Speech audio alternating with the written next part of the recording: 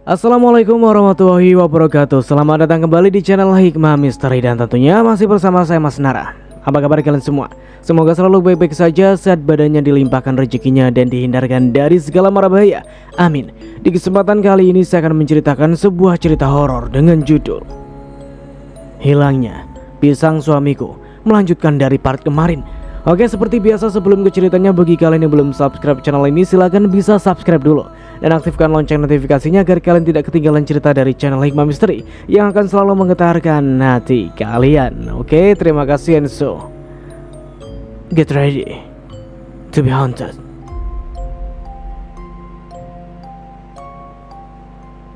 Sebenarnya ada apa ini? Tanya mereka.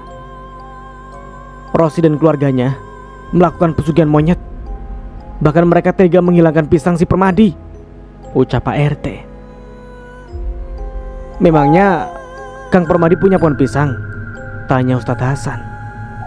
Bukan pisang di pohon, tapi pisang yang ada dalam celananya. Astagfirullah. Pak Kiai dan menantunya itu tampak terhenyak. Terdengar suara teriakan Pak Hidayat dari dalam rumah hingga membuat kami semua semakin panik. Tolong selamatkan suami saya, Pak Kiai, ucap Bu EN. Pak Kiai dan Ustadz Hasan langsung masuk diikuti oleh Pak RT dan Pak Burhan. Sementara yang lainnya nampak ketakutan. Begitu pula denganku. Kami semua hanya menunggu di luar hingga tiba-tiba aku terhenyak saat Lastri menggenggam tanganku dengan erat. Ih, ngagetin aja kamu, Las, bentakku. Aku takut, Lin, sautnya sambil memegangiku dengan erat. Kami semua tak tahu apa yang tengah terjadi di dalam rumah, karena yang terdengar hanya suara gedoran tembok dan hentakan kaki di lantai. Tampaknya mereka tengah bertarung melawan para monyet itu. Tidak lama kemudian, tiba-tiba terdengar suara teriakan Pak Burhan yang menyuruh para lelaki lainnya untuk masuk. Lalu tidak lama kemudian, mereka kembali sambil menggotong Pak Hidayat yang babak belur dan dipenuhi cakaran di area wajah dan tangannya. Kami semua bergidik karena dari bekas cakaran itu meneteskan darah segar yang membuat Pak Hidayat terus merintih kesakitan. Tidak lama setelah itu, tampak mereka semua akhirnya bisa keluar dari rumah itu sambil meringkus 3 ekor monyet berukuran besar. Kita bakar saja siluman monyet itu, teriak warga. Sabar dulu, ucap Pak Kiai. Ketiga monyet itu diikat ke sebuah pohon di tengah-tengah kampung. Lalu setelah itu, Pak Kiai dan Pak Hasan tampak membaca doa. Tiba-tiba kami semua langsung terbelalak saat 3 monyet besar itu berubah menjadi Rosi dan kedua orang tuanya. Semua warga tampak geram dan langsung memukuli mereka hingga babak belur. Berhenti, teriak Pak Kiai. Namun mereka semua tampak hilang kendali dan tak bisa dihalangi. Kalian semua berhenti dulu, aku ingin bicara dengan Rosi, teriakku, hingga mereka berhenti untuk memukulinya. Kenapa, Lin? Hah? Kamu puas kan melihat seperti ini? Tanyanya dengan wajah sinis. Ros, kamu adalah sahabat sekaligus saudara bagiku. Kenapa kamu melakukan semua ini? Kenapa? Tanpa terasa, air mata ini langsung tumpah saat melihat apa yang terjadi pada sahabatku itu. Sahabat? Jika kamu menganggapku sahabat, kenapa kamu menerima lamaran Denny waktu itu? Padahal aku menyukai Denny. Lalu sekarang kamu juga dilamar oleh Hendrik, padahal akulah yang mencintainya sejak SMA. Astagfirullah, aku benar-benar tak tahu jika kamu menyukai Bang Denny. Saat itu aku mencoba ikhlas karena saat itu aku menyadari bahwa aku jelek. Namun kini aku sudah menjadi cantik, bahkan jauh lebih cantik darimu. Tetapi tetap saja Hendrik lebih memilihmu daripada aku. Setidaknya dulu kan hatimu cantik, tapi kini hatimu jauh lebih mengerikan dibandingkan parasmu yang dulu. Ucap Hendrik yang tiba-tiba muncul. Rosi hanya tertunduk pilu saat mendengar ucapan Hendrik tanpa berani menatap wajahnya. Bagaimana kamu bisa kesini? Tanyaku pada Hendrik. Tadi aku tiba-tiba merasa khawatir dengan keadaanmu, hingga bertemu mobil Pak Sugiarto yang mengantarkan seorang ke rumah sakit. Lalu aku kesini untuk mengetahui semuanya. Hendrik, aku melakukan semua ini karena aku mencintaimu, ucap Rosi sambil menangis pilu. Namun Hendrik malah memalingkan wajahnya dan menunjukkan wajah kecewa. Ros, aku minta maaf jika aku salah, tapi aku mau tanya, apakah kamu pelaku dari semua peristiwa yang terjadi? Kamukah yang memutilasi alat vital suamiku dan Pak Wawan? Kamukah yang menerorku, memecahkan kaca jendelaku, bahkan memporak-porandakan kebunku? Rosi hanya terdiam, lalu menangis pilu tanpa menjawab pertanyaanku. Bakar saja mereka, bakar! Teriak Pak Burhan. Tenang bapak-bapak, saya sudah melaporkan semuanya pada polisi. Untuk sementara mereka dikurung dulu saja di kurungan desa. Setelah polisi datang, biarkan mereka dihukum sesuai peraturan yang berlaku, ucap Hendrik. Setelah itu, Rosi dan kedua orang tuanya diseret ke balai desa. Sebelum mereka pergi, aku langsung berlari menuju Rosi dan memeluk tubuh yang telah babak belur itu. Ros, insya Allah aku sudah memaafkanmu. Selamanya aku akan menganggapmu saudara. Semoga kamu bisa bertaubat, bisikku sambil berderai air mata. Rosi tak menjawab ucapanku, tetapi dari air matanya yang mengalir deras, aku bisa melihat jika ia sangat menyesali perbuatannya. Setelah itu, para warga langsung mengurung mereka di kurungan desa. Setelah itu aku pun langsung pulang. Sementara warga lainnya, ada yang diberi tugas untuk menjaga mereka, ada pula yang pulang untuk beristirahat. Keesokan paginya, terdengar kabar dari rumah sakit bahwa Kang Permadi mengembuskan nafas untuk yang terakhir kalinya di rumah sakit. Sedangkan Pak Hidayat harus dirawat karena mengalami trauma setelah dirinya diserang oleh siluman monyet. Sementara Rosi dan keluarganya dibawa ke kantor polisi untuk segera diadili. Oke, sekarang kita beralih ke sudut pandang Rosi. Namaku Rosita Amelia, sering dipanggil Rosi. Sejak kecil, wajahku selalu dipenuhi jerawat. Meski aku telah mencoba untuk mengobatinya, tetapi jerawat-jerawat besar itu tetap memenuhi wajahku. Karena sebab itu, aku dibully dan dikatai monster. Tak ada yang mau berteman dengan wanita buruk rupa sepertiku, kecuali Lina. Dia adalah satu-satunya teman sejak aku kecil. Kalau ada yang berani mengatai dan menghina Rosi, aku tak segan-segan untuk memukul kalian, ancamnya kala itu. Lina adalah gadis cantik dan disukai banyak orang, baik anak seumuran kami, bahkan orang dewasa. Karena selain parasnya yang cantik, ia juga memiliki hati yang cantik. Lina mendapatkan semua yang aku inginkan di dunia ini. Paras yang cantik, kedua orang tua lengkap yang sangat menyayanginya, teman-teman dan semua orang yang menyukainya. Bahkan semua guru pun sangat menyukai Lina, karena ia murid yang rajin dan berprestasi. Sementara aku adalah gadis buruk rupa dan tidak terlalu pintar. Selain itu, ayahku meninggal dunia saat aku masih SD. Lalu setelah itu ibu menikah dengan seorang duda tanpa anak. Lelaki itu hanya menyayangi ibu saja. Ia tak pernah mau memberiku uang jajan. Bahkan apa yang ku makan pun selalu ia perhitungkan.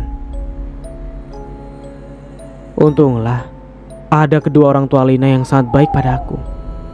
Setiap hari mereka selalu memberiku pisang, makanan juga uang jajan. Bahkan aku tak segan-segan untuk meluapkan semua kepedihanku. Setelah beranjak remaja, wajahku tak banyak berubah, malah semakin berjerawat, kusam dan menyedihkan. Sementara Lina semakin hari semakin cantik dan disukai banyak orang. Paman Ibrahim, Bibi Hajar, Ros menyukai seorang lelaki yang sangat tampan. Dia kakak kelas Rosi, namanya Hendrik. Ucapku pada kedua orang tua Lina saat kami pulang sekolah. Wah, alhamdulillah, rupanya Rosi sekarang sudah besar. Semoga kamu dan lelaki yang kamu sukai berjodoh ya, ucap mereka. Sementara Lina hanya tersenyum dan tak pernah merasa iri ketika aku dekat dengan kedua orang tuanya. Tapi dia ganteng banget, sementara Rosi kan jelek, ucapku sambil tertunduk pilu. Kata siapa Rosi jelek? Rosi bukan jelek, tapi hanya belum bisa berdandan saja, ucap ibunya Lina. Meski berdandan, tapi jerawat ini tak bisa ditutupi.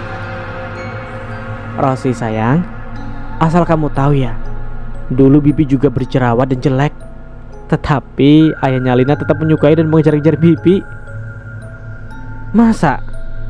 Menurutku Bibi cantik, bahkan sampai sekarang tetap cantik kok.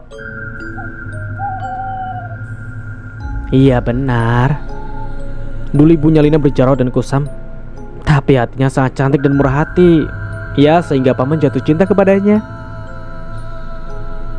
Lalu bagaimana caranya wajah Bibi bisa jadi secantik itu? Kulit Bibi putih bersih dan mulus. Bibi juga nggak tahu. Tapi sejak menikah, jerawat itu tiba-tiba menghilang semua. Makanya kamu harus terus dapetin Hendrik, Ros. Ada pepatah loh yang mengatakan bahwa wanita akan cantik jika menikah dengan lelaki yang dicintainya, ucap Lina. Saat itu aku langsung memeluk Lina dengan erat. Aku semakin bersemangat dan optimis menjalani hidup. Keesokan harinya, aku dibantu Lina membuat bolu untuk Hendrik. Saat di sekolah, aku langsung memberikan bolu itu. Hi, jangan diterima, jijik banget Rik, ucap teman-teman Hendrik hingga membuat perasaanku hancur. Kamu ikhlas kan memberi bolu ini tanpa mengharap apapun? Tanyanya. Aku ikhlas, sahutku. Setelah itu, Hendrik langsung tersenyum dan mencoba satu suapan bolu buatanku. Bolunya enak. Kamu pintar membuat bolu ya? Pujinya sambil tersenyum manis kepada aku. Mendengar pujian tersebut, juga saat melihat senyum manisnya, hatiku langsung berbunga-bunga. Bahkan saking girangnya, aku pulang sekolah sambil bernyanyi dan menari bersama Lina, melewati pematang sawah hingga akhirnya aku terperosok ke dalam sawah. Meski aku harus pulang dengan baju kotor bau lumpur, tapi aku sangat bahagia karena merasa memiliki kesempatan untuk mendekati Hendrik. Keesokan harinya sebelum berangkat ke sekolah, aku sarapan pagi di rumah Lina seperti biasa, karena kedua orang tua aku sejak pagi telah pergi ke ladang tanpa membuatkanku sarapan. Nasi goreng Bibi Hajar adalah nasi goreng yang terenak di dunia, ucapku sambil menyantap makanan tersebut dengan lahapnya. Kalau begitu, nanti berikan nasi goreng ini pada Hendrik. Mudah-mudahan setelah merasakan kelezatannya, Hendrik bisa membuka hati buat kamu, ucapnya sambil memasukkan nasi goreng tersebut ke dalam tempat nasi. Ya ampun, makasih banget Bi. Aku langsung memeluknya. Menurutku dia adalah ibu terbaik yang pernah aku temui. Lina, mau ngasih nasi goreng buat lelaki yang Lina sukai? Tanya Bihajar. Aku gak punya seseorang yang kusukai, Bu, saut Lina sambil tersenyum. Mendengar hal itu tiba-tiba aku menjadi iri.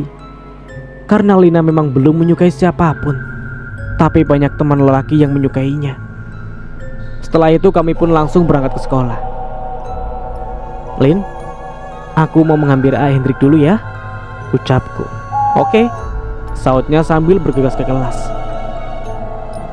Halo Hendrik, ucapku sambil mendekatinya yang tengah duduk sendirian di kelas. Halo juga, sautnya. Aku membuatkan nasi goreng untuk Hendrik, ucapku sembari mengeluarkan tempat nasi goreng tadi, lalu memberikan kepadanya. Waduh, terima kasih banyak loh, tapi aku sudah sarapan. Kamu makan sendiri aja ya, biar badanmu sedikit berisi. Ia menolak secara lembut, bahkan sambil tersenyum manis kepadaku.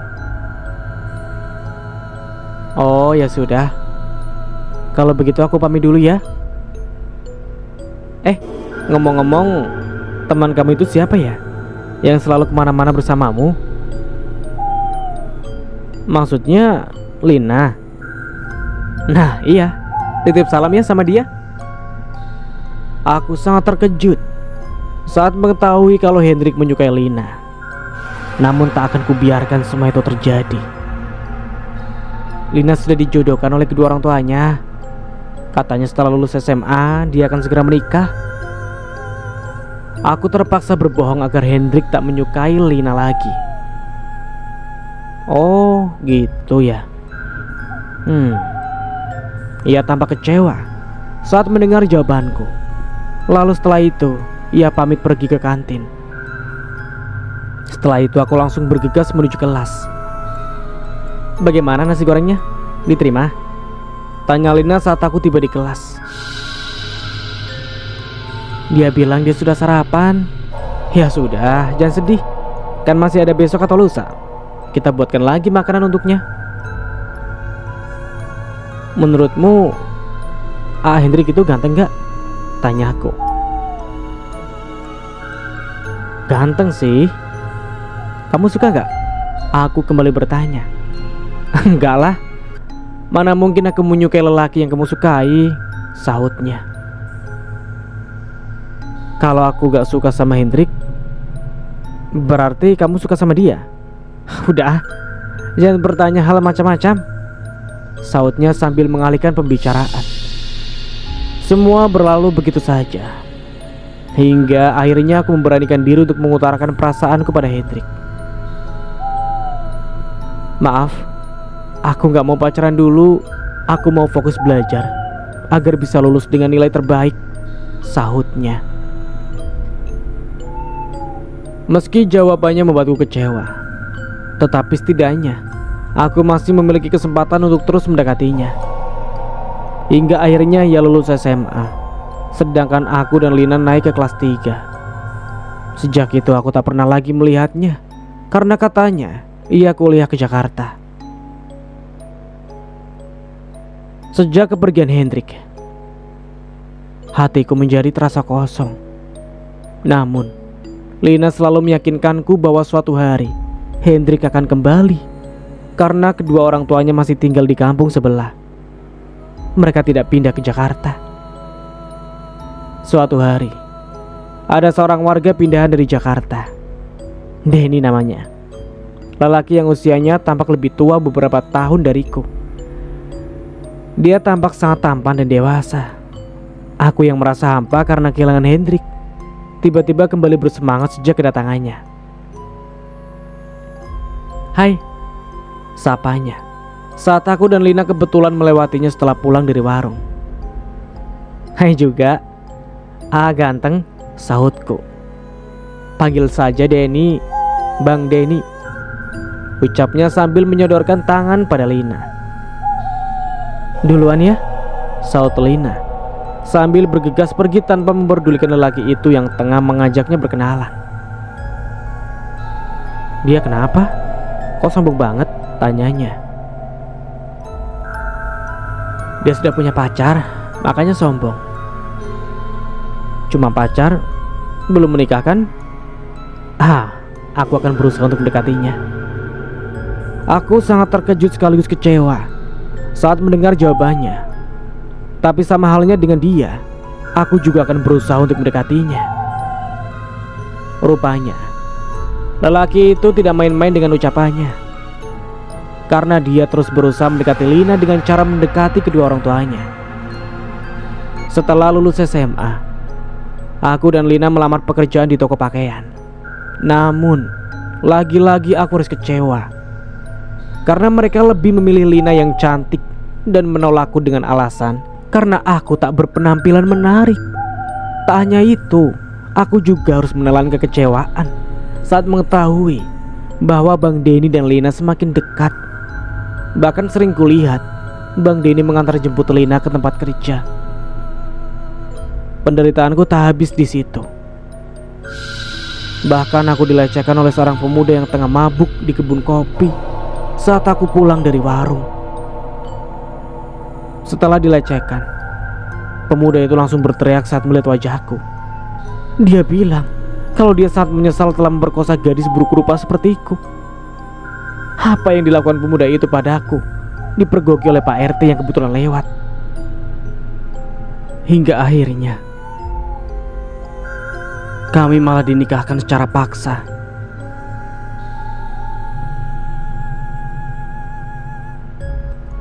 Aku dinikahkan secara paksa dengan seorang pemuda yang kala itu tengah mabuk hingga memperkosa aku. Namanya Radit. Sebenarnya wajah pemuda itu lumayan tampan. Andai saja kami menikah bukan dengan cara yang menyedihkan seperti ini, mungkin aku bisa saja menerimanya dengan lapang dada. Pernikahan ini tidak sah karena saat itu saya sedang mabuk dan tak menyadari bahwa saya memperkosa wanita buruk rupa seperti dia, teriaknya di depan penghulu sebelum jam kabul. Apapun yang terjadi, kamu telah merenggut kesucian anak kami, bentak ayah tiri sambil bersiap melayangkan boga mentah. Kamu memiliki 3 pilihan. 1. Menikah dengan Rosi. 2. Mendekam di penjara. 3. Dipukuli warga hingga babak belur, ucap Pak RT. Baiklah, saya akan menikahi wanita buruk rupa ini, ucapnya dengan wajah terpaksa hingga membuat perasaanku terasa begitu hancur. Aku hanya bisa pasrah dan mengalirkan air mata. Jika aku menolak, siapa lagi yang mau menikahi wanita buruk rupa ditambah sudah ternoda pula? Saya nikahkan engkau Raditya Irawan bin Fauzi dengan Rosita Amelia binti Herman Hermawan dengan mas kawin sebesar Rp50.000 dibayar tunai. Saya terima nikah dan kawinnya Rosita Amelia binti Herman Hermawan dengan mas kawin sebesar Rp50.000 dibayar tunai,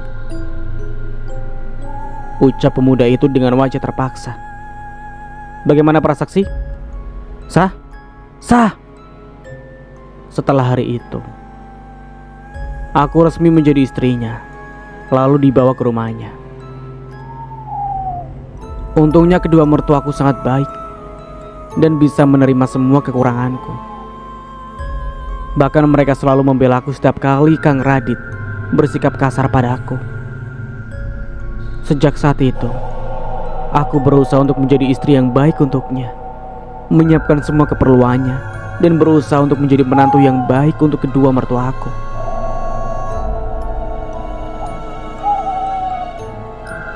Asal kamu tahu saja ya, hari itu aku baru ditolak oleh Lina, hingga akhirnya aku mabuk berat. Dan akhirnya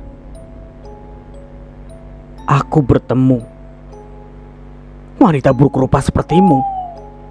Saat itu aku mengira bahwa kamu adalah Lina. Makanya aku menyeretmu ke kebun kopi, lalu merenggut kesucianmu, ucapnya malam itu sambil mengempaskan tubuhku ke tempat tidur, lalu bergegas pergi meninggalkanku. Saat itu hatiku sangat hancur berkeping-keping saat menyadari kemalangan yang tengah menimpaku.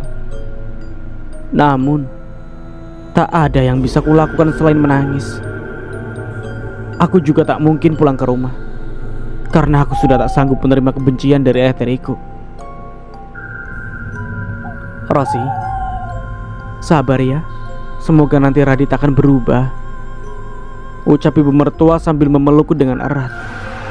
Aku bersyukur karena setidaknya memiliki ibu mertua yang sangat baik dan pengertian. Meski aku tak pernah mendapat cinta dari suamiku. Sementara itu, aku mendapat undangan dari Lina dan Denny yang menikah secara meriah. Dia selalu saja mendapatkan semua hal yang kuinginkan. Entah mengapa hidupku begitu semalang ini. Dosa apa yang kulakukan hingga aku tak bisa mendapatkan kebahagiaan dalam hidupku. 2 tahun berlalu, aku tak pernah disentuh oleh suamiku. Ia hanya menafkahi lahir, tapi tak pernah menafkahi batinku. Pernah suatu malam aku protes, tapi dia malah menghina fisikku, lalu berbuat kasar kepada aku. Akhirnya aku hanya bisa berpasrah pada nasib. Setidaknya kedua mertuaku memperlakukanku seperti anak kandung mereka. Hingga suatu hari, suamiku meninggal di tempat prostitusi. Ia dibunuh oleh seseorang karena memperebutkan seorang PSK. Andai saja Radit tidak pernah menikah denganmu, mungkin dia tidak akan mengalami nasib sesial itu, ucap ibu mertua di samping tubuh putra sematawayangnya yang telah tak bernyawa. Aku benar-benar hancur karena selain kehilangan suamiku, aku juga harus kehilangan simpatik dari kedua mertuaku. Lalu setelah itu, aku dikembalikan ke rumah orang tuaku. Sejak kecil kamu memang pembawa sial, umpat ayah tiri saat aku dipulangkan. Saat itu, yang bisa aku lakukan hanya menangis dan tak mampu melawan setiap hujatan yang ditujukan kepada aku. Bahkan ibu kandungku pun tak pernah mau membela dikala aku dihina dan disakiti oleh ayah tiriku. Suatu hari, aku mendengar bahwa seorang juragan kaya di desaku tengah mencari seseorang pengasuh untuk anaknya, sekaligus membereskan rumah. Bahkan, banyak orang yang menolak lowongan pekerjaan tersebut, meski dengan gaji yang besar, karena menurut mereka terlalu repot mengurus rumah sebesar itu jika hanya sendirian, apalagi sambil menjaga seorang anak berusia 5 tahun. Aku mencoba untuk melamar pekerjaan di rumah itu. Mungkin itu lebih baik dibandingkan harus menjadi pelayan bagi ayah tiri, juga ibuku sendiri, yang selalu menyuruhku bekerja tanpa henti dan tanpa bayaran. Awalnya semua berjalan baik, karena ternyata juragan dan istrinya memperlakukanku dengan baik. Mereka sangat puas dengan kinerjaku yang sangat gesit dan cekatan. Aku mampu mengurus anaknya yang terkenal nakal, juga membersihkan dan merapikan rumahnya sesuai yang mereka inginkan. Saya janji akan menaikkan gajimu jika kamu bisa bertahan lebih dari 3 bulan, ujar juragan Jamilah. Aku melakukan semuanya semampuku. Semuanya terasa tak terlalu berat ketika hatiku nyaman, karena ternyata anak juragan itu begitu menyayangi dan selalu menuruti semua ucapanku. 5 bulan berlalu, aku semakin betah bekerja di sana, karena juragan Jamilah menganggapku seperti adiknya sendiri. Ia tak hanya menaikkan gajiku, tetapi ia juga sering mengajakku jalan-jalan ke kota dan membelikan pakaian bagus untukku. Ia juga mengajarkanku untuk merawat kulit. Namun, sayangnya jerawat besar di wajahku tak pernah bisa hilang, bahkan meninggalkan bekas jerawat yang membuatku semakin terlihat tidak menarik. Aku mulai tak peduli dengan wajahku. Setidaknya aku bisa mendapat simpatik dari juragan Jamilah karena kinerjaku yang bagus. Hingga suatu malam, tiba-tiba seseorang mengetuk kamarku. Aku sangat terkejut saat mengetahui bahwa juragan Syarif yang mengetuk pintu. "Ada apa juragan? Malam-malam begini menemui saya?" tanyaku lirih. terasa pegal-pegal. Tolong pijiti saya ya, ucapnya sambil menerobos masuk ke kamar, lalu berbaring di tempat tidurku. Tapi udah, nanti saya kasih bonus, sahutnya. Aku mengangguk, lalu mulai memijat seluruh tubuhnya. Ia tampak santai dan menikmati setiap pijatanku. Ros, pijitanmu enak juga, ucapnya lirih sambil sesekali mendesah. Tiba-tiba aku meremang saat mendengar suara desahannya. Entah mengapa aku merasakan sesuatu yang tak bisa diungkapkan. Ros, kamu sudah menikah? Tanyanya.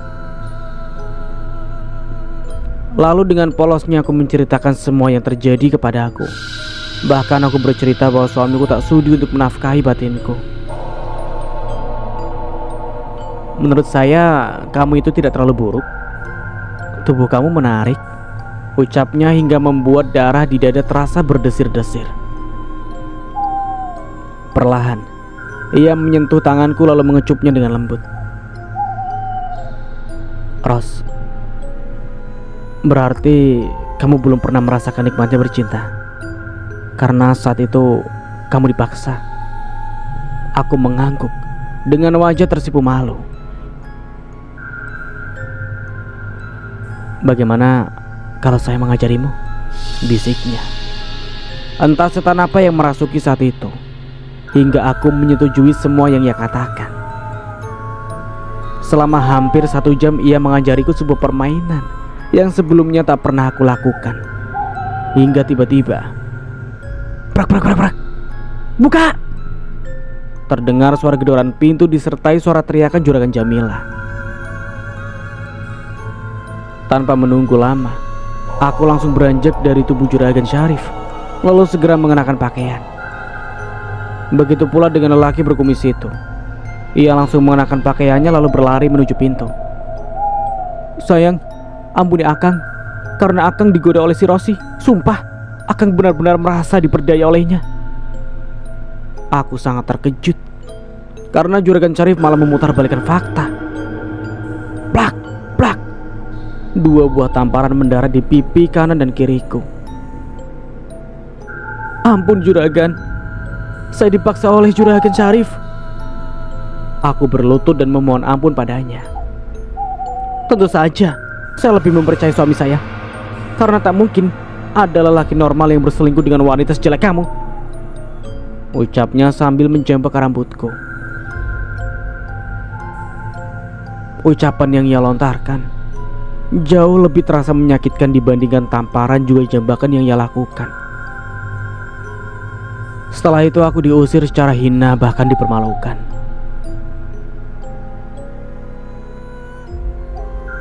Sudah terlalu banyak penderitaan yang kamu dapatkan, nak, ucap ibu yang tiba-tiba tampak peduli saat aku pulang dan mengadukan semuanya. Hanya ada satu cara yang bisa mengubah hidupmu, ucap Ayah Tiri tiba-tiba.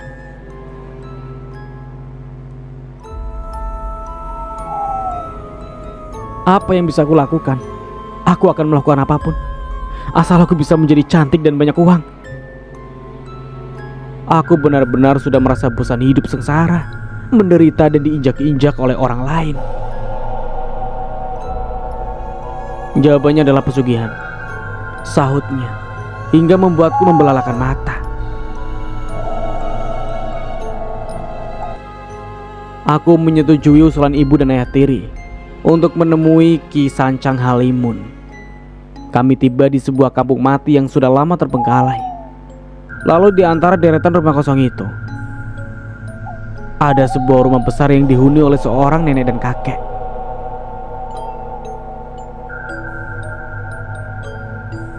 Wilujeng Sonten, Nini, Aki, ayah di bumi, tanya Ayah Tiri. Selamat sore, Nek. Kakek ada di rumah? Ayah, mangga kalebet. Ada, silakan masuk. Aku dan kedua orang tuaku memasuki rumah itu lalu mengikuti nenek tadi menuju sebuah kamar. Punten Ki, Mangga kalebet.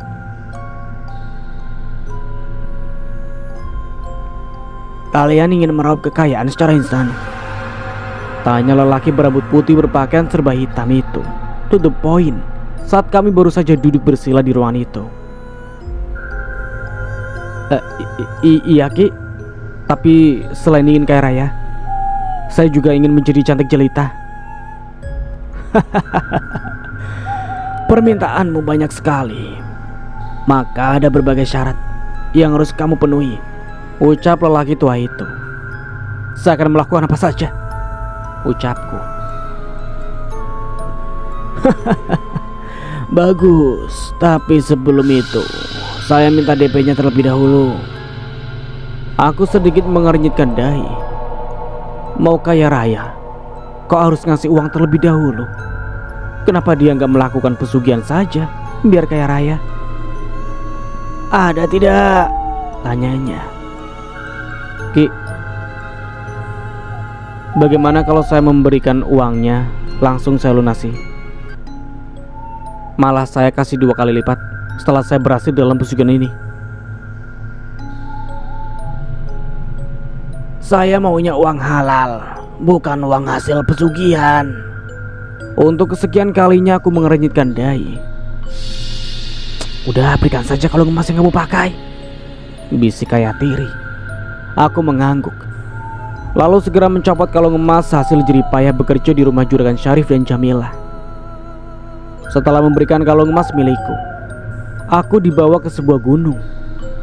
Setibanya di sana, aku sangat terkejut karena melihat banyak monyet. Lalu tiba-tiba seekor monyet berukuran besar muncul.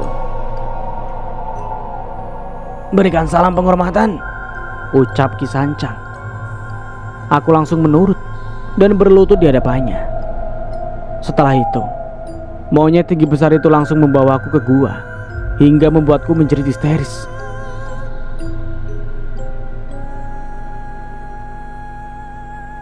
Kamu harus melayaninya 1 malam, sedangkan kami akan menunggumu di sini, ujarnya sambil mengajak ibu dan ayahku masuk ke sebuah gubuk. Aku ingin menangis karena dibawa secara paksa ke dalam gua. Betapa tragisnya hidupku hingga harus melayani nafsu seekor monyet raksasa. Setibanya di dalam gua, tiba-tiba aku terkejut saat melihat ruangan berlapiskan emas dan permata. Lalu tiba-tiba monyet besar tadi berubah menjadi pangeran yang sangat tampan.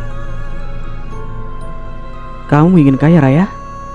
Tanyanya sambil menarik tanganku untuk duduk bersamanya di sebuah kasur berlapiskan emas. Iya, selain ingin kaya, aku juga ingin menjadi cantik jelita. Mudah, layani aku dulu, sahutnya. Aku mengangguk, lalu melakukan semua yang ia perintahkan. Entah mengapa malah bernafsu saat melihat ketampanan dan keindahan tubuh lelaki itu. Meski aku tahu semua ini hanyalah ilusi dan sosok yang ada di hadapanku adalah siluman monyet, aku terpaksa melakukan semuanya karena sejak kecil aku tak pernah menemukan kebahagiaan. Selama berjam-jam aku memuaskan nafsu liarnya, hingga akhirnya aku terkulai lemas dan kehabisan tenaga. Makanlah, ucapnya sambil memberikan 1 sisir pisang. Tanpa banyak bicara, aku langsung memakan pisang tersebut hingga habis. Namun tiba-tiba mataku langsung terbelalak saat melihat kulit-kulit pisang itu berubah menjadi emas batangan. Emas, ucapku sambil meraih emas-emas itu dengan mata berbinar-binar. Iya, semua emas itu akan menjadi milikmu. Ucapnya sambil tergelak saat melihat mataku yang membulat saat memeluk emas batangan yang seumur hidupku belum pernah aku menyentuhnya. Apakah hanya ini saja persyaratan yang harus aku lakukan? Setelah ini, kamu harus memakan setandan pisang disertai pemujaan terhadapku setiap seminggu sekali. Setelah memakan 1 tandan pisang, maka semua kulit pisang yang kamu makan akan berubah menjadi emas batangan. Mulutku langsung menganga dan mataku langsung membulat karena terkejut bercampur senang saat mendengar persyaratan yang begitu mudah. Namun, pisang yang kamu makan harus hasil curian. Tidak boleh membeli atau meminta. Lanjutnya hingga membuatku terhenyak. Baik yang mulia, sahutku. Lalu, untuk kecantikanmu, carilah lelaki, ambil barang pusakanya dan makanlah. Setelah rutin memakan barang pusakanya, perlahan wajahmu akan seperti yang kamu inginkan. Memakan barang pusaka? Aku sangat terkejut saat mendengar hal tersebut. Iya, sautnya sambil tergelak. Setelah itu, aku dipersilakan untuk pergi dan membawa batangan emas tadi. Ayah, ibu, teriakku di depan gubuk reot di atas gunung itu. Beberapa waktu kemudian, mereka keluar dari gubuk itu, lalu terbelalak saat melihat batangan emas di tanganku. Saat tangan ayah tiri berniat meraihnya, aku segera menepuknya sekencang mungkin. Jangan macam-macam, atau ku jadikan kamu tumbal pertamaku. Iya, maaf. Bolehkah ayah minta satu saja? Tanyanya sambil menatap batangan emas yang menyilaukan matanya. Tentu, tapi nanti setelah kamu membantuku untuk melakukan semua persyaratan yang harus kulakukan. Kedua orang tuaku mengangguk. Akhirnya mereka mau tunduk kepada aku. Setelah sekian lama mereka bersikap semena-mena terhadapku. Setelah itu, kami semua bergegas pulang. Aku benar-benar tak sabar untuk menjadi cantik dan menjadi lebih kaya lagi. Setibanya di rumah, aku langsung menceritakan semuanya tentang persyaratan yang harus aku lakukan. Ayah akan membantumu untuk memenuhi semua persyaratan tersebut, ucapnya yang tiba-tiba baik dan perhatian. Padahal biasanya ia selalu bersikap arogan. Aku ingin mengorbankan Juragan Syarif karena dia telah menghina aku. Baik, ayah akan mengatur semuanya, ucapnya. Malam yang direncanakan pun tiba. Kami semua bersembunyi di sebuah kebun pisang di desa Mekar. Lalu tiba-tiba Juragan Syarif melintas dengan mobilnya. Tanpa berlama-lama, aku yang telah berdandan seksi dan dengan mengenakan masker wajah langsung melambaikan tangan ke arahnya.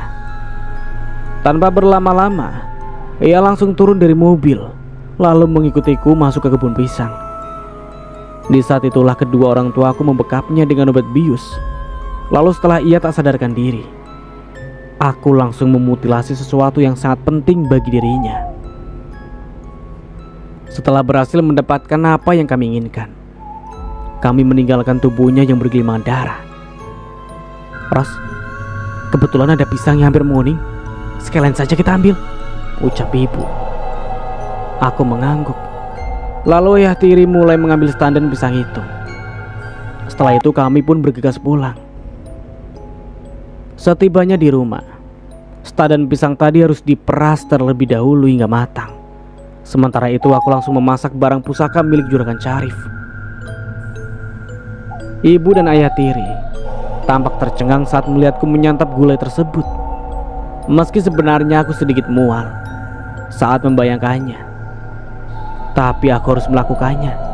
Selain itu, ini adalah bentuk balas dendam karena dia telah melecehkan lalu memfitnahku. Keesokan malamnya, setelah menyantap barang pusaka Juragan Syarif, perlahan jerawat di wajahku menghilang. Namun, meski begitu, aku masih belum puas dan ingin mencari mangsa lainnya. Sementara itu, setandan pisang yang 3 hari lalu diperam kini telah matang semua. Maka, selama semalaman, aku dibantu ayah dan ibuku menyantap pisang tersebut. setelah melakukan ritual pemujaan terhadap Raja Monyet. Dan sampai di sini dulu ceritanya. Nantikan kelanjutan ceritanya di part berikutnya. Dari saya mohon maaf bila ada salah kata atau dalam penyampaian cerita. Akhir kata, wassalamualaikum warahmatullahi wabarakatuh. Sampai jumpa di video berikutnya.